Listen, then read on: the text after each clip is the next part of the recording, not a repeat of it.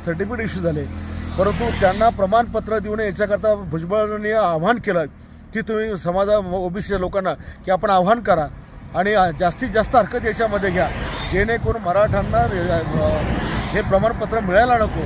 परंतु त्या भुजबळांना मला सांगायचं की ज्या 57 लाख नोंदी ओबीसीच्या सापडलेल्या आहेत, त्या ओबीसीच्या रिझर्वेशनमधून कोणाचा बापही त्या मराठ्यांच्या पोरांना आता रिझर्वेशनपासून रोखू शकत नाही.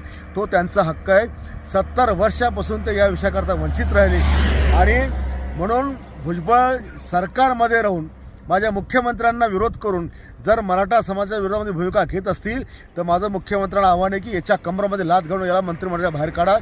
एका राज्याची या मंत्र्याची भूमिका कुठल्या एका धर्माच्या विरोधात समाजाच्या विरोधात असू शकत नाही. तो त्या मंत्रिपदावर राहायच्या लायकीचं नाही. म्हणून ताबडतोबीने भुजबळला घरचा रस्ता दाखवा. त्याच्यामध्ये जर जातीवर शिरा असेल तर तो मंत्रिमंडळात राहायच्या लायकीचा नाही आहे.